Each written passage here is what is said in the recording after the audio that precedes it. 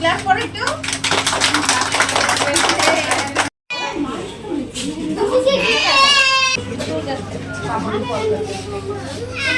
Orient Orient আর Orient, রোজ রোজ নাওয়া খাওয়া বাদ দিয়ে আমি ওরিয়েন্টে ছুটছি। তো আজকেও যেতে হচ্ছে বাধ্যতামূলক, কিন্তু আজকে যাওয়ার মধ্যে একটা তফাৎ আছে। আমাকে বাড়িতে এসে প্রপারভাবে নেমন্তন্ন করে গেছে, আর সকাল থেকে এখনও পর্যন্ত দুবার ফোন করে ফেলেছে, যার জন্যই এখন আমি রেডি হচ্ছি। তো যাই হোক, hello everyone, welcome back my channel. সবাইকে গুড ইভিনিং জানিয়ে একটা নতুন ব্লগ স্টার্ট করছি। এখন কিন্তু মোটামুটি ওই 4:30 হবে। তো আদির বাপি আদিকে নিয়ে ক্যারাটেতে গেছে, আর আমাকে ফোন করে বলেছে তুমি কিন্তু রেডি হয়ে থাকো, এলে পরেই তোমাকে নিয়ে আমি বেরোবো, দেরি কিন্তু করবো না। কেননা আমরা যেখানে যাচ্ছি মানে ওরিয়েন্টে, সেখানে কিন্তু আজকে রয়েছে একটা স্পেশাল দিন, মানে আজকে হচ্ছে কি মাদার্স ডে। আর মাদার্স ডের জন্য ওখানে কিন্তু একটা অনুষ্ঠান হবে। ওইখানটায় মোটামুটি 5টা থেকে অনুষ্ঠানের মানে সময় দিয়েছে, আর আমাদের যদিও এখানেই ওই 4:30 যেতে যেতে বাঙালির টাইম, বুঝতেই পারছো। তো ওই জন্য ওর বাপি বলেছে তুমি রেডি হয়ে থাকবে। আর এখানে কোথাও যাওয়া মানে একটু লিপস্টিক আর কাজল তো লাগাতেই হবে। আর এই দিকে কাজল লাগাতে গিয়ে চোখের মধ্যে খেলাম একটু ঘুতা, মানে কি বলবো। এদিকে আমি জানি যে আমি কালো, আমাকে কাজল লাগালে হয়তো বা ভালো লাগে না, কিন্তু আমাকে কেন জানি কাজল লাগালে পরে চোখটা একটু ভালো লাগে। এইদিকে চুল বেঁধেছিলাম আমি একরকম করে, মনে হচ্ছে কেমন যেন চিপকু চিপকু টাইপ লাগছে। তারপরে ভাবলাম না, সেই জিনিসটা না দেখতে ভালো দেখাবে না। আর এইদিকে আমি কিন্তু একটু আজকে আনকমন ড্রেস পরেছি, একটা জিন্স আর ওই যে কুর্তা, মানে ওই টপ টাইপের বলতে পারো। তো এখানে আসার পর দেখতে পাচ্ছি আমাকে দিয়ে দিল একটা পেপার, মানে এই বয়সে এসে নিয়েও কি আমাকে এক্সাম দিতে হবে? আমি তো ভেবেই অবাক, কিন্তু সত্যি করেই আজকে একটা এক্সাম। দেখো, এই মায়ের বিষয়ে আমাকে লিখতে হবে, কিন্তু মায়ের বিষয়ে আমার ছেলেকে লিখতে হতো, ও যদিও ছোট, তার হয়ে আমাকে লিখতে হচ্ছে। এই যে মাদেরকে দেখছো, সবাই লিখেছে, সবাই একটা করে পেপারস মানে সবাইকে দিয়েছে, সবাই সবার মতন করে আজকে এক্সাম দিল। মানে আজকে বলতে পারো মায়েদের এক্সাম। তো মায়ের কি পছন্দ, মায়ের কি ভালো লাগে, মায়ের কোথায় মানে সমস্ত কিছু, মায়ের কি কালার পছন্দ, কি ভালো খেতে ভালোবাসে, এই সমস্ত। তা আমার যেগুলো পছন্দের বিষয় আমি আমার ছেলেকে জুড়েই সব লিখে দিয়েছি ওখানটায়। জানি না এক্সামে পাস করব কি ফেল করব। তো এই দিকে দেখতে পাচ্ছ ফটো সেশন তো খানিকটা হবেই, আর কেক চলে এসছে।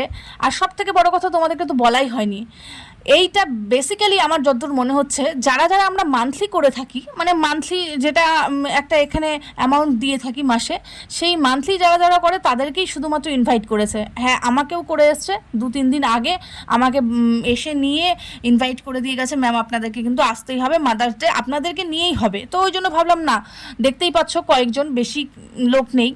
আর ওরিয়েন্ট জুয়েলার্সে না এই সমস্ত দিকগুলো বেশ ভালোই করে, ভালোইভাবেই সেলিব্রেট করে। তো আমার বেশ ভালোই লাগে। পিজুস তো লজ্জা লজ্জা পাচ্ছিলো, আসবো আসবো না, আসবো আসবো না। আমি বললাম চলোই না, গিয়েই দেখি, বাচ্চাদেরকেও তো একটুখানি নতুন নতুন জিনিস শেখানো উচিত। এসে দেখছি বেশ জমজমাট ব্যাপার, আর আদির স্কুল ফ্রেন্ডও চলে এসছে, ওই জন্য তো ওর বেশ মজা লাগছে। তো সামনে যদিও কেক চলে এসছে, বাচ্চাদেরকে আর কেক দেখে তর্স হয়। তো এবার হচ্ছে কি কেক কাটার পালা। ওরা কেকটা কাটো, তাহলেই হয়ে যাবে মাদার্স ডে। আগে একটা সুন্দর কেকের নিতে ধরো। হয়েছে, অনেক ছবি হচ্ছে, সুন্দর করে হবে। হ্যাঁ রুকো, এক সেকেন্ড। এই বিশ্বদা তোমরা দাঁড়াও। আজকে আসো না। এই সাইড থেকে আচ্ছা হয়েছে হয়েছে হ্যাঁ, ক্ল্যাপ করে একটু। ক্ল্যাপ করো, এবারে ক্ল্যাপ করো। কেক কেটে নিয়েছে, ও ক্ল্যাপ করবে না, ক্ল্যাপ করবে না। আচ্ছা এটা একটু দাঁড়াও, মোমবাতি জ্বালানো হয়ে গেছে। এই ডলি দুইটা দেখুন।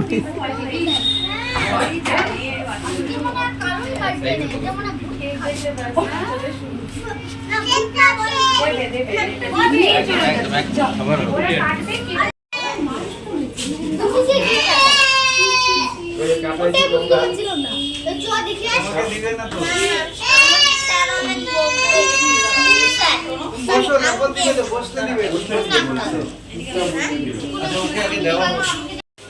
এবার ঠিক আছে, এবার ঠিক আছে, এবার ঠিক আছে, শিখবে।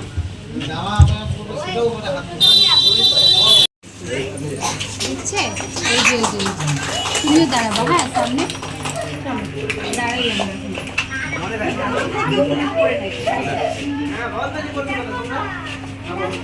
বাইকে গিয়ে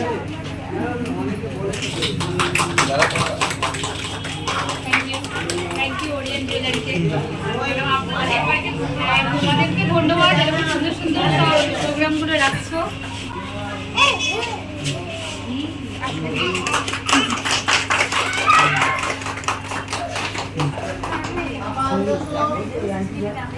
এতক্ষণ থেকে দাঁড়িয়ে দাঁড়িয়ে মনে মনে ভাবছি সবাইকে তো গিফট দিয়ে দিল, আমার কথা কি ভুলে গেল নাকি দেবে না আমাকে।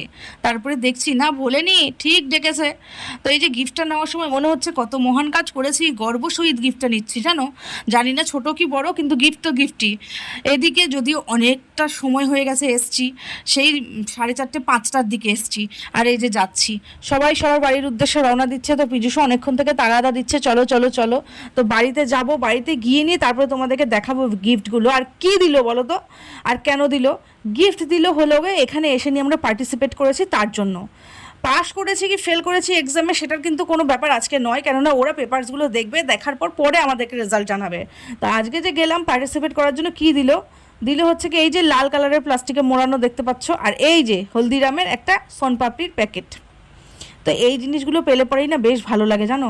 আমরা যে মান্থলিগুলো করছি, মান্থলিগুলো করার পর সেই টাকাগুলো তো ওরা খাটিয়ে খাটিয়ে খাচ্ছে, আর এই টুকুন টুকুন জিনিসগুলো দিলে পরে আমাদের মনে একটু সান্ত্বনা পায়, মনটা ভালো লাগে।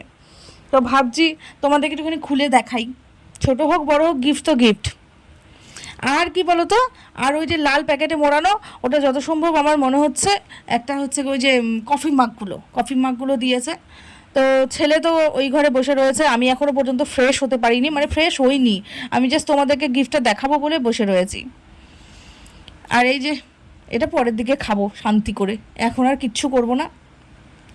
আর ওই যে গিফটের কথা বললাম, সেই আগের দিন যেটা অ্যানিভার্সারির দিন গিয়েছিলাম, সেই দিনও আমাকে কিন্তু এরকমই একটা দিয়েছিল, যেটা আমি রেখেছি এখনও পর্যন্ত, মানে ব্যবহার তো করিনি, নিয়ে এসে নিয়ে এই মেশিন ঘরেই রাখা রয়েছে, সামনের ঘরে সেম জিনিসই সম্ভবত রয়েছে। তার জন্য ভাবছি ওই প্যাকেটটা খুলবো না।